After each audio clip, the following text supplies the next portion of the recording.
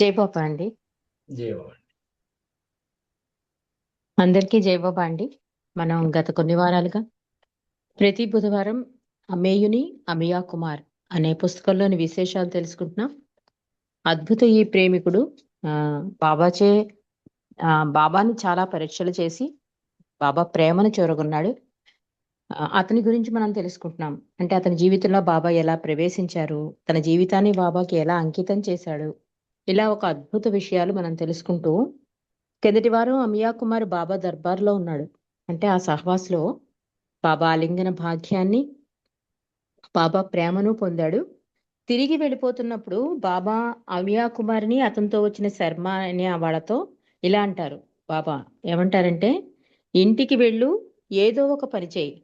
నువ్వు నన్ను ప్రేమిస్తున్నావు, నేను చెప్పిన పని చేసి విధేయత చూపించు. నీ తల్లిని సంతోషింపచేయి. నీ తండ్రికి నేను చేయదగినది ఇంతకు మించి ఇంకేమీ లేదు అంటారు. అంటే తల్లిదండ్రుల నుంచి బయటకు వచ్చేస్తాడు. ఏది ప్రాపంచికంలో ఏది కూడా బాబా కన్నా ముఖ్యం కాదు. బాబా బాబా తప్ప ఇంకేదీ లేదనే ఉద్దేశంతో బయటకు వచ్చేస్తాడు. ఉద్యోగం కూడా మానేస్తాడనమాట. అలా తల్లిదండ్రులకు దూరంగా ఉంటూ ఉంటాడు వేరే ఊళ్ళో. ఇప్పుడు మాత్రం బాబా ఏం చెప్తున్నారంటే, నువ్వు నన్ను ప్రేమిస్తున్నావు, కానీ విధేయత కూడా చూపించు అని అతనితో చెప్పడం. తల్లిని సంతోషింపచెయ్యి. ఎందుకంటే తల్లి విపరీతమైన దుఃఖంలో ఉంటుంది అమియా కుమార్ వెళ్ళిపోయాక. అలాగే నీ తండ్రికి, అంటే నేను నీ తండ్రికి చేయవలసిన సహాయం ఏదైనా ఉంటే ఇదొక్కటే, అంటే నిన్ను ఇంటికి పంపించడమే అని బాబా చెప్పడం. ఆ తర్వాత వీళ్ళు వెనక్కి వచ్చేయడం జరుగుతుంది. అంతవరకు చదువుకున్నామండి. ఈరోజు విషయంలోకి వద్దాం. బాబా ఆదేశం పాటించి అమియా కుమారు శర్మ ఇద్దరూ తమ తమ తల్లిదండ్రులను మహదానందపడేలా ఇళ్లకు వెళ్లారు. అమియా కుమార్ తండ్రి కన్నీటితో కొడుకుని ఆహ్వానించాడు. అంటే చాలా గట్టిగా తీవ్రంగా దూషిస్తాడు అమియా కుమార్ తండ్రి. అమియా ఇలా ఉద్యోగం మానేశాడని, ఆధ్యాత్మికత అంటే ఉద్యోగం మానేయమని చెప్పాడా మీ బాబా అని అన్నప్పుడు కూడా పాపం అమియా కుమార్ ఊరుకుంటాడు. కానీ ఎవరు పెడతారు తిండి, నువ్వు బయటికెళ్ళి మీ బాబాయే పెడతాడు అన్నట్టుగా బయటికి పంపించేసరికి అక్కడ బాధొస్తుంది. అతనికి ఎప్పుడూ తండ్రిలో అంత కఠినత్వం చూసి ఎరగలేదు అతను. అలాంటి తండ్రి ఇంటికి వెళ్ళేసరికి ఆనందంతో కన్నీటితో అమియా కుమార్ని ఆలింగనం చేసుకున్నాడు. బైదాఘాట్ నుండి చాలా మంది జబల్పూర్ వచ్చి అమియా కుమార్ని బాబా సమావేశాలకు రావలసిందిగా కోరారు. బాబా ఆదేశాలు పాటించడం భౌతికంగానే కాక ఆధ్యాత్మికంగా అంతర్జీవితానికి కూడా లాభదాయకంగా కనిపించారు. 1958 సంవత్సరం జూలై 10న బాబా విశ్వ సందేశాన్ని ఇచ్చారు. ఆనాడు మెహ్రాబాదులో తన సందేశాన్ని ప్రత్యక్షంగా ఇవ్వడానికై సుమారు 200 మందిని బాబా ఆహ్వానించారు. అమియా కుమార్తో పాటు చాలా మందికి ఆహ్వానం అందింది. ఆశ్చర్యానందాలకు లోనై ఆ సమయానికి అందరూ మెహరాబాద్ చేరుకున్నారు. ఆ రోజు బాబా మౌన వార్షికోత్సవం హాల్లో కూర్చుని ఉన్నారు. అంటే బాబా ఆహ్వానిస్తే గాని, బాబా దర్శనానికి గాని, బాబా సమావేశాలకు గాని వెళ్ళకూడదనే ఒక కఠినమైన రూల్ ఉందండి. నిజంగా వీళ్ళు ఎక్స్పెక్ట్ చేయలేదు ఇలా బాబా ఆహ్వానిస్తారని. బాబా ఇలా పిలిచేసరికి చాలా ఆనందభరితులయ్యారు. మెహరాబాద్ వెళ్లారు అమియా కుమార్ వాళ్ళు. ఆ రోజు బాబా మౌన వార్షికోత్సవం హాల్లో కూర్చుని ఉన్నారు బాబా. ఆహ్వానింపబడిన వారందరూ ఈ యుగ అవతారుని సాన్నిధ్యాన్ని ప్రత్యక్షంగా అనుభూతి పొందడానికే వచ్చారు. మెహర్ పాప రాజ టీవీతో ప్రకాశిస్తున్నారు. చాలా గంభీరంగా ఉన్నారు బాబా. ఆయనచే ఇవ్వబడిన విశ్వ సందేశాన్ని అక్కడి వారందరూ ప్రపంచమంతా వ్యాప్తి చేయవలసి ఉంది. ఆనాటి సమావేశం విశ్వ సందేశం ఆ ముద్రించిన పత్రాలను పంచడం అత్యంత గంభీరంగా సాగింది. విశ్వ సందేశం చదివితే మనకు కూడా అంత ఆ, అంటే కొంచెం ఆందోళన కూడా కలుగుతుందండి. అట్లా బాబా యొక్క ఈ విశ్వ సందేశం వినడానికి అక్కడికి వచ్చిన వాళ్ళందరూ కూడా, అంటే బాబా రాశారు అది చదువుతారన్నమాట. ఆ సాన్నిధ్యంలో ప్రత్యక్షంగా ఆ గంభీర వాతావరణంలో ఈ కరపత్రాలను పంచడం ఇవన్నీ కూడా చాలా గంభీరంగా జరుగుతోంది అక్కడ వాతావరణం అని చెప్తున్నాడు అమయ్య కుమారు. ఇది కూడా ఈ విశ్వ సందేశాన్ని కూడా అందరూ ప్రపంచమంతా వ్యాప్తి చేయవలసి ఉంది. ఆనాటి సమావేశం విశ్వ సందేశం ముద్రించిన పత్రాలను పంచడం అత్యంత గంభీరంగా సాగింది. భగవంతుడే భూమిపై అవతరించిన ప్రతిసారి గతంలోనూ ప్రస్తుతము ఆయన మానవాళి కొసగిన సందేశాలన్నిటినీ అత్యంత నిజాయితీతో అభ్యాసం చేసే సమయం ఆసన్నమైనదని ఆ విశ్వ సందేశంలోని సారాంశం. తన మాటలను పరిహాసం చెయ్యవద్దని, ఎందుకంటే అది ప్రపంచాన్ని కల్లోలాల్లోనూ గందరగోళంలోనూ పడేస్తుందని, భారీగా వినాశనం అంచులకు తీసుకువెడుతుందని మానవాళికి గుర్తు చెయ్యబడింది ఆ సందేశం. అప్పుడు బాబా కొంతమంది ప్రేమికులచే వివిధ మతాలకు చెందిన ప్రార్థనలు చేయించారు. ఆ తర్వాత బాబా వారందరికీ తన ఆలింగన భాగ్యాన్ని పొందడానికి 5 నిమిషాలు వ్యవధినిచ్చారు. వాతావరణం చాలా గంభీరంగా ఉంది. ఏ ఒక్కరూ లేచి ఆయన ఆలింగనం పొందే ధైర్యం చేయలేదు. సమయం గడిస్తోంది. కానీ అమియా కుమారుతో సహా ఏ ఒక్కరూ లేచి బాబా వద్దకు వెళ్ళలేకపోయారు. బాబా సోఫా పక్కనే కూర్చున్న యోగి శుద్ధానంద భారతి కూడా లేవలేదు. గడియారం శబ్దంతో పాటు వారి శ్వాస కూడా వారికి వినిపిస్తోంది. హఠాత్తుగా బాబా అన్నారు, ఎరిచికి సమయం ముగిసిందా అని సౌజ్ఞ చేశారు.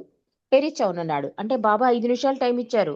కానీ లేచి వచ్చి ఆలింగనం చేసుకోమన్నారు. కానీ ఆ గంభీర వాతావరణంలో ఆ బాబాని చూస్తే ఎవరూ కూడా ధైర్యం చేయలేకపోయారు. లేచి వెళ్లి బాబాని ఆలింగనం చేసుకున్న ధైర్యాన్ని చేయలేకపోవడంతో సమయం అయిపోయిందా అని బాబా అడిగారట. అంటే ఒక్కళ్ళు కూడా అక్కడున్న శుద్ధానంద భారతి కూడా లేవలేట. మరి ఆయనే లేవలేకపోతే వీళ్ళసలు వెళ్లి బాబాకి ఆలింగనం ఇవ్వలేరు కదా! ఈలోగా టైం గడిచిపోయింది. హఠాత్తుగా బాబా ఎరిచికి సమయం ముగిసిందా అని సౌజ్ఞ చేశారు. ఎరిచి అవును బాబా అన్నాడు. అప్పుడు బాబా అందరి వైపు చూసి ఇక ఎవ్వరూ లేచి తన వద్దకు రాకూడదని సౌజ్ఞ చేశారు. అప్పుడు వారందరికీ తాము పోగొట్టుకున్న అవకాశం ఏదో తెలిసింది. తానెంతగానో ప్రేమించే తన ప్రీతముడు రారమ్మని పిలిస్తే తానెందుకు వెళ్ళలేకపోయాడు? అమియా కుమారు తనను తాను ప్రశ్నించుకున్నాడు. ఆయన చాలా గంభీరంగా ఉన్నారు. చాలా విచారంగా కూడా ఉన్నారు.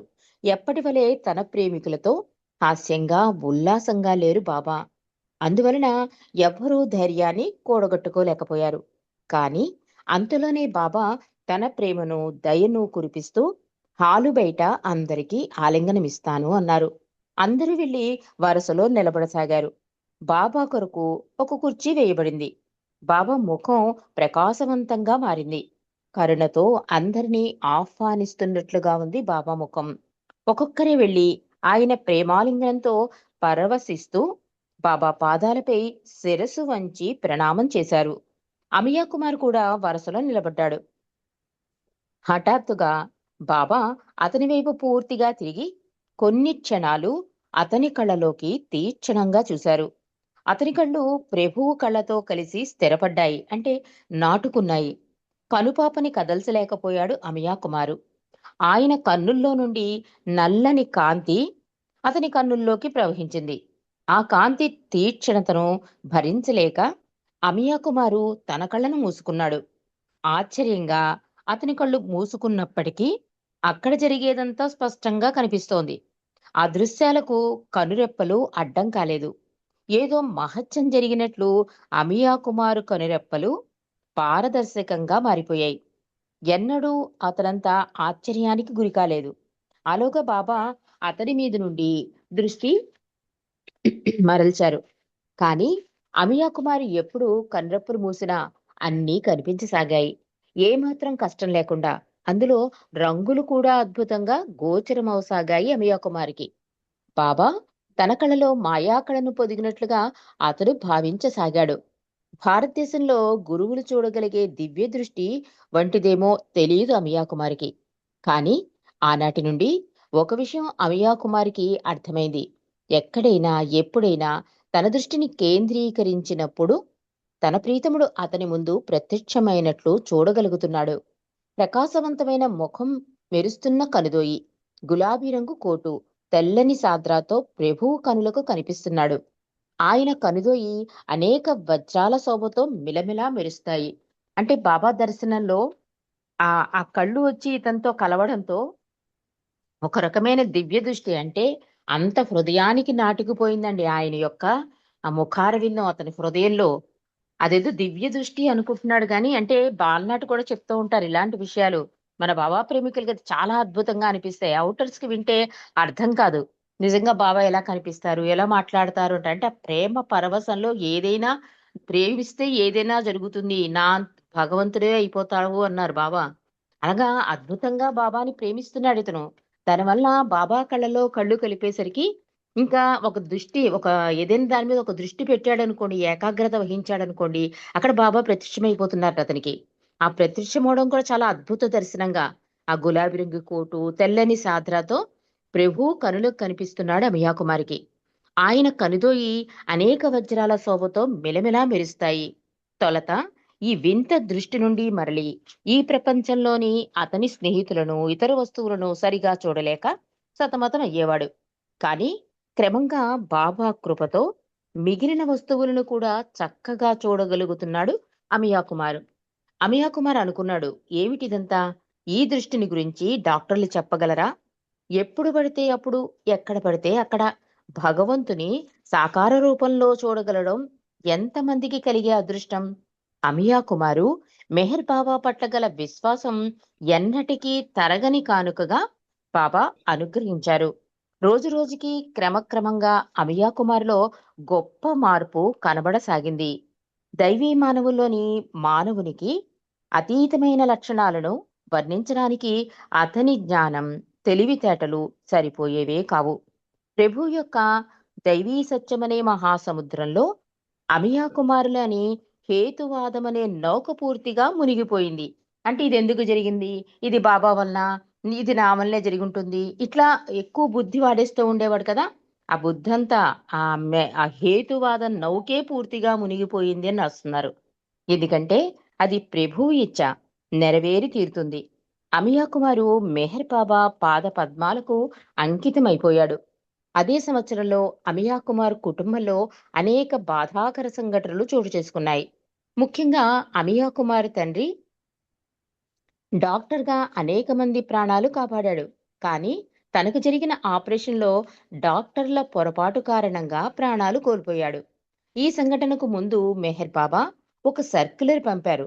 అందులో ఏముందంటే, రాబోయే 2, 3 నెలలలో జరగబోయే సంఘటనలు తన ప్రేమికుల ధైర్య విశ్వాసాలకు పరీక్షించేవిగా ఉంటాయి అని పేర్కొన్నారట. బాబా ఓ సర్క్యులర్ పంపించారు ఈ సంఘటనకు ముందు. ఏమని?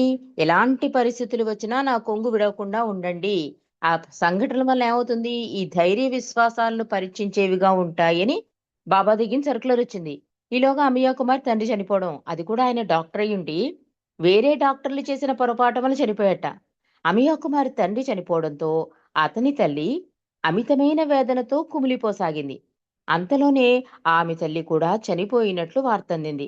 మరికొద్ది రోజుల్లోనే ఆమె పెద్దన్నయ్య కూడా ఆకస్మికంగా మరణించడం జరిగింది. 1959 సంవత్సరంలో అమియా కుమార్ కూడా మరణం అంచుల వరకు వెళ్ళాడు. మార్నింగ్ వాక్‌కి వెళ్లి తిరిగి వస్తుండగా అకస్మాత్తుగా పడిపోయాడు అమియా కుమార్. కళ్ళు చీకట్లు కమ్మాయి. గాబరా పడ్డాడు. నాడి నీరసంగా కొట్టుకోసాగింది. బాబాకి టెలిగ్రామ్ పంపమని తన వారికి చెప్పాడు అమియా కుమార్.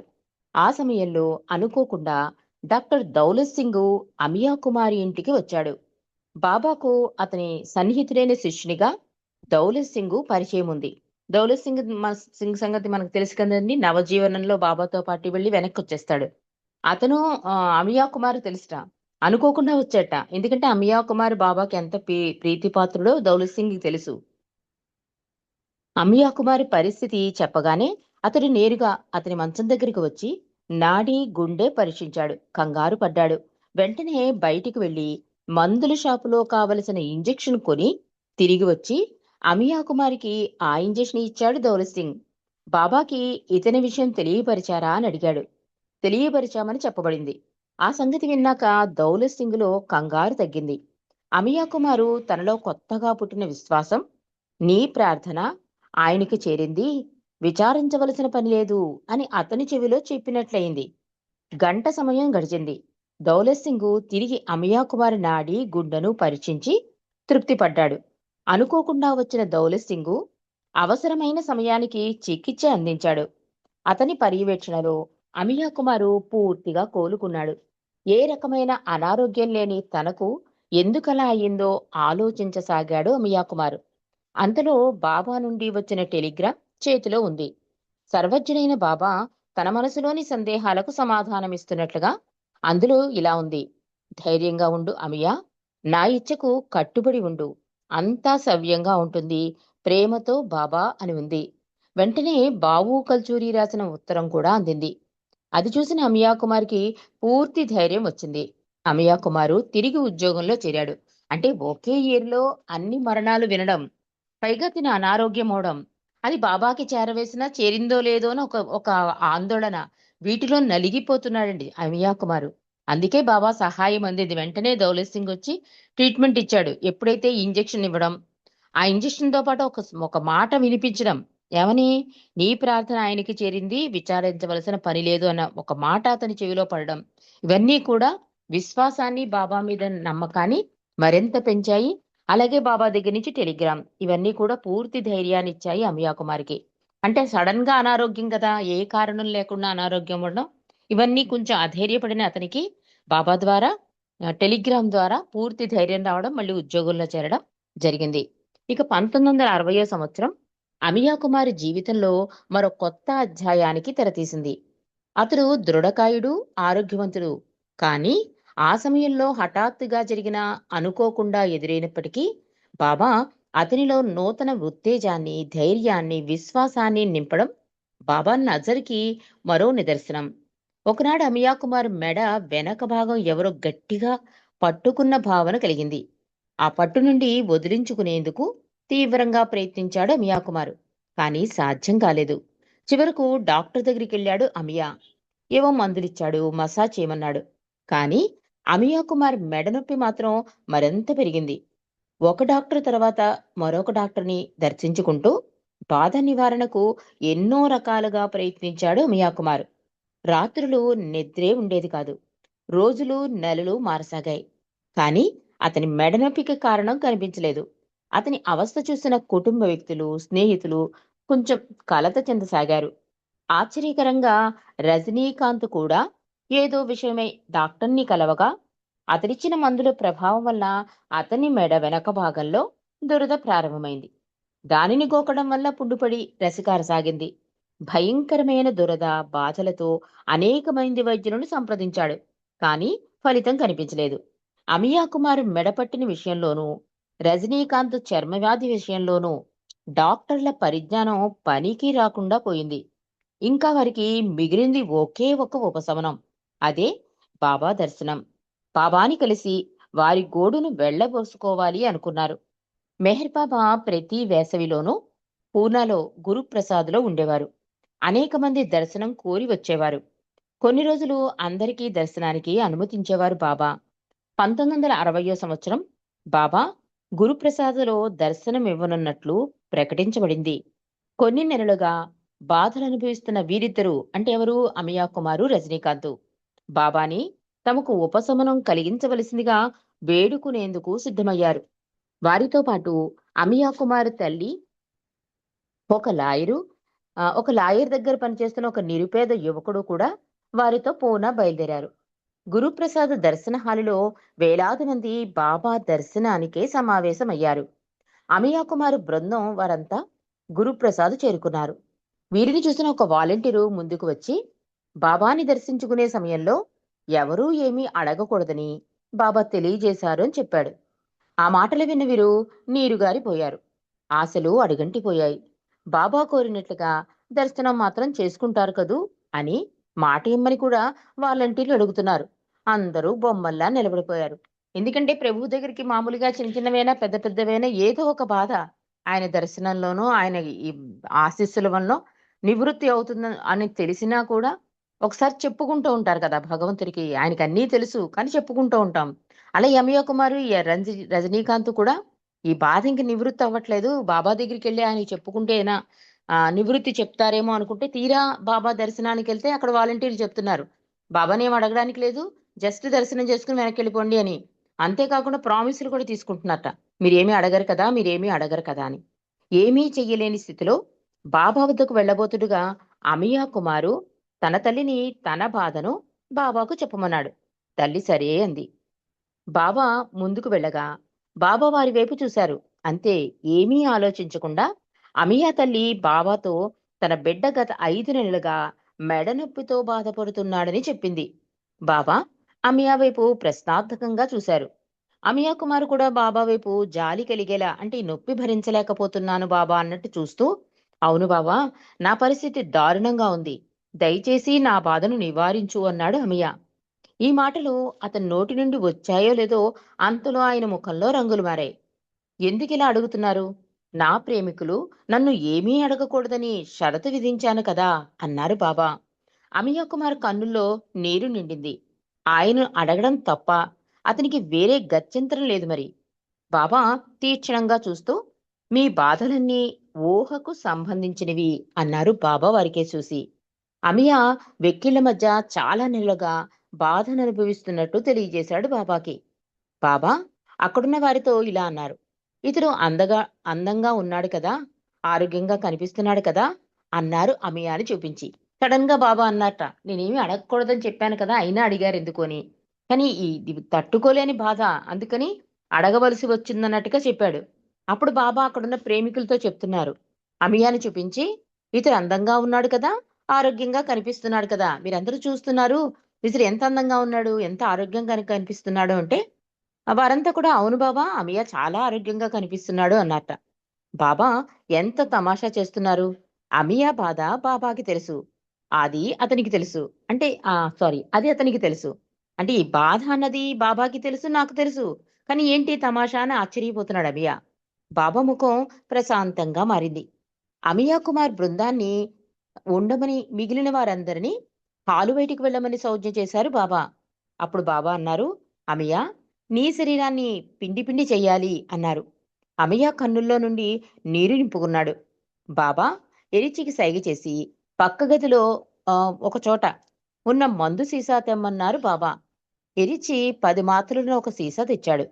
బాబా తన చేతులతో ఆ సీసాను తాకి అమియాకిచ్చారు. ఇది తీసుకో. ప్రతి రాత్రి నిద్రకు ముందు ఒక మాత్రను కప్పు పాలతో తీసుకో. మాత్ర వేసుకునే ముందు నా నామాన్ని 100 సార్లు స్మరించాలి. గుర్తుంచుకుంటావా అడిగారు బాబా అమియాని. అమియా తల ఊపాడు. కాని బాబా సందేహంతో చూస్తూ రజనీకాంత్ వైపు చూసి తిరిగి అమియాతో ఉంటున్నావా అని అడిగారు. అంటే బాబా చేసే చర్య ఎలా ఉంటుందో చూడండి. ఆరోగ్యంగా కనిపిస్తున్నాడు అన్నా కూడా అందరినీ బయటికెళ్ళిపోమని బాబా మళ్ళీ అమియాకు మందిచ్చారు. ఇచ్చి ఏమంటున్నారు? 100 సార్లు నామం చెయ్యి మందు తీసుకున్నప్పుడల్లా అన్నారు. కానీ మళ్ళీ బాబా సందేహంతో ఈ పక్కనున్న రజనీకాంత్‌తో అడుగుతున్నారు. "నువ్వు అమియాతోనే ఉంటున్నావా" అని. "అవును బాబా" అని తల ఊపాడు రజనీకాంత్. బాబా అన్నారు, "మంచిది. ప్రతి రాత్రి మందు వేసుకునే ముందు నా నామాన్ని 100 సార్లు స్మరించేలా చేసే బాధ్యత నీకప్పగిస్తున్నాను, చేస్తావా?" అడిగారు రజనీకాంత్‌ని. రజనీ అన్నాడు, "సరే బాబా, అలాగే చేస్తాను" అన్నాడు రజనీ. నిజానికి అమియా కుమారికి జ్ఞాపకం ఉండదు. రజనీ ప్రతి విషయంలోనూ జాగ్రత్తగా ఉంటాడు. బాబా అందుకే మంచిది. అమియా ఇంకా వి అమియా ఇంక విచారించకు. నా ఆదేశాన్ని పాటిస్తే నీకు బాగుంటుంది అన్నారు. బాబాకి తెలుసు ఇతను కొంచెం మర్చిపోతూ ఉంటాడని. అందుకని రజనీని అతనికి సాయం చేయమని అడిగారు. చేస్తానన్నాడు. ఎందుకంటే అమియా కుమార్‌కి జ్ఞాపక శక్తి తక్కువ గనక. వెంటనే అతను ఒప్పుకునేసరికి బాబా కూడా మంచిది. ఇంక విచారించకు. నా ఆదేశాన్ని పాటిస్తే నీకు బాగుంటుందని అమియాతో అన్నట్ట. ఆ క్షణంలో అమియా కుమార్‌లో ఎక్కడి లేని కృతజ్ఞత, ఎక్కడి లేని ధైర్యం వచ్చాయి. బాబా వైపు చూసి, "బాబా, పాపం రజనీకాంత్ కూడా భరించలేని దురదతో బాధపడుతున్నాడు" అనేశాడు. అది రజనీకాంత్ అడగాలి. కానీ అమియా కుమార్ ఏంటంటే, "రజనీకాంత్ నేను సాయం చేస్తాను ఇతనికి" అని అనడంతో బాబా దగ్గర అడగడంలో చొరవ, ఆ ధైర్యం వచ్చేసింది. రజనీకాంత్ మీద జాలి వచ్చేసింది. దాంతో బాబా తీక్షణంగా చూస్తూ, "ఎందుకిదంతా నాకు చెబుతున్నావు? రజనీకాంత్ డాక్టర్ దగ్గరికెళ్ళు. పూనాలో చాలా మంది డాక్టర్లున్నారు." దాంతో రజనీకాంత్ మాట్లాడలేదు. అమియా కుమార్‌లో కూడా బాబా గాంభీర్యం చూసి తిరిగి అడిగే ధైర్యం లేకపోయింది. అంటే బాబాకి తెలుసు అన్నీ అన్నీ కూడా. కానీ మనం ఆయనకి తెలీదని మాట్లాడేస్తా ఉంటాం. రజనీకాంత్‌కి బాబా చెప్తున్నారు అంటే, ఇద్దరి విషయం బాబాకి తెలుసున్నదని తెలుసుకోలేకపోయాడు అమియా కుమార్. అందుకని రజనీకాంత్ హెల్ప్ చేస్తాననగానే, రజనీకాంత్‌కి బాధపడుతున్న బాధను కూడా బాబాకి చెప్పేశాడు. దాంతో బాబా అంటున్నారు, "ఇదంతా ఎందుకు నాకు చెప్తున్నావు? రజనీకాంత్ నువ్వెళ్ళి డాక్టర్‌లకి చూపించుకో." అమియాని డాక్టర్‌లు చూపించుకో అనలేదు చూడండి, ఇక్కడ మనం గమనించవలసింది. రజనీకాంత్‌ని మాత్రం డాక్టర్‌ని చూపించుకోమంటున్నారు. పూనాలో చాలా మంది డాక్టర్లున్నారు అనడంతో రజనీకాంత్ మాట్లాడలేదు. ఈ బాబా యొక్క గాంభీర్యం చూసి ఇంక తిరిగి లేదు బాబా అని అనలేకపోయాడు అమియా కుమార్. అమియా మనసు తిరిగి పనిచేయడం ప్రారంభించింది. అతనికి వైద్య శాస్త్రం తెలుసు. బయటికి వచ్చి గోహెర్‌తో "ఈ మందులో ఏముంది?" అని అడిగాడు. అంతే. గోహెర్ కోపంతో "అంటే నీ ఉద్దేశమేమిటి? ఇది మందనుకుంటున్నావా?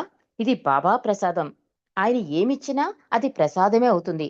అందులో మందు ఉండదు" అంటూ గట్టిగా చివాట్లు పెట్టింది అమియా కుమారికి. "ఆయన చెప్పినట్లు చేయడమే నీ పని" అంది. ఆమె కోపం చూసి అమియా కుమారు భయపడ్డాడు. అంటే అమియా కుమార్‌కి అప్పుడప్పుడు అంటే మనిషి అన్నాక మాయలో ఉన్నాక, ఆ మాయా ప్రభావం అప్పుడప్పుడు పొడుస్తూ ఉంటుంది. ఎంత బాబాని ప్రేమిస్తున్నా, ఎంత హృదయంలో నింపుకున్నా, ఆ మాత్రలు చూసేసరికి ఏమనిపిస్తుంది, ఈ మాత్రలు, ఇన్ని మాత్రలు, ఇన్ని డాక్టర్లు, ఇంతయినా కూడా ఈ చిన్న మాత్ర నాకేం పనికొస్తుంది అనే భావనొచ్చేసింది. అది బాబా చేతుల మీదకి వచ్చింది. అది ప్రసాదం ఇవన్నీ మర్చిపోయాడు. ఈ ఈ 10 మాత్రలు ఏం తగ్గిస్తాయి?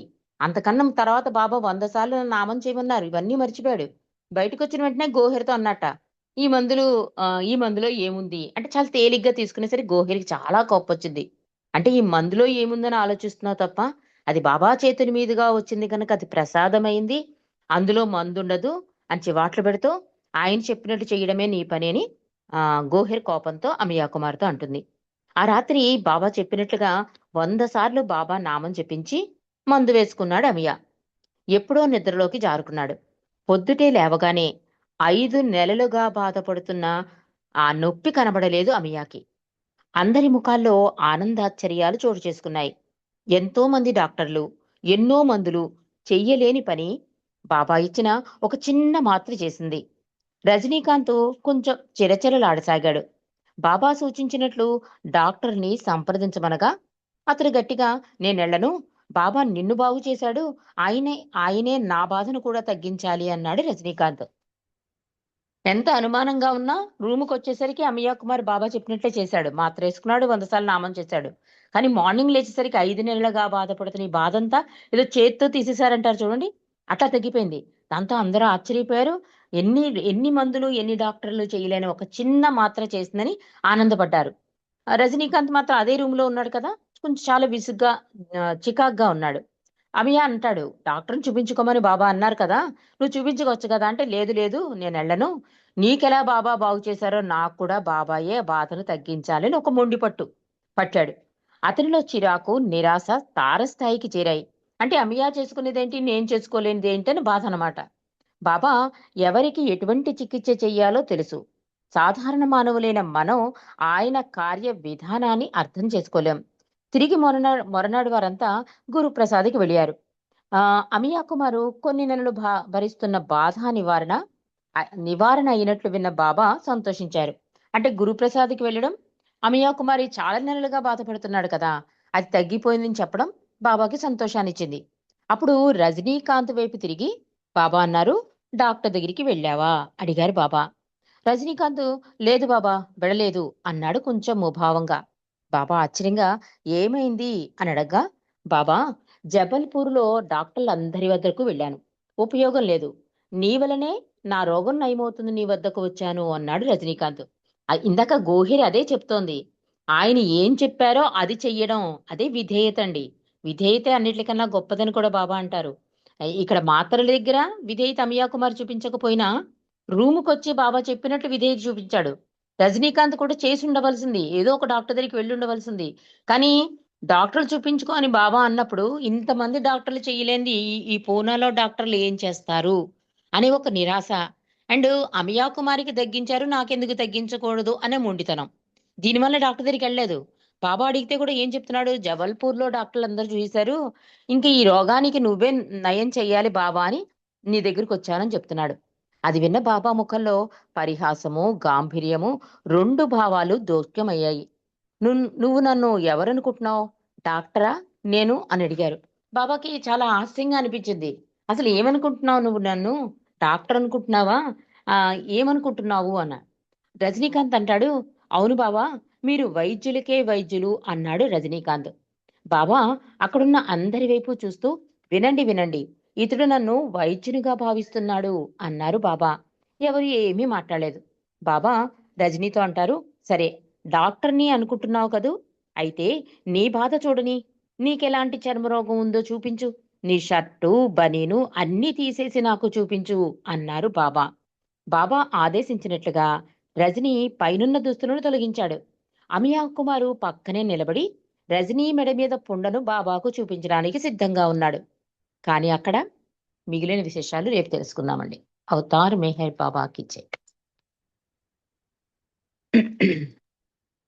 జై బాబా అండి పనగేశ్వరరావు గారు. జై బాబా అండి. సస్పెన్స్ లో వదిలేశారు. ఓకే, జై బాబా. జై బాబా. ఇప్పుడు మళ్ళీ పాడుతా ప్రేమగా కార్యక్రమంలో 8వ గీతాన్ని మన నందిగామ శర్మ గారు పాడుతూ వినిపిస్తారు. తర్వాత మాలతి గారు సిద్ధంగా ఉండాలి. అవతార్ మెహర్ బాబా కి జై. జై మెహర్ బాబా అందరికి కూడాను. అవతార్ మెహర్ బాబా కి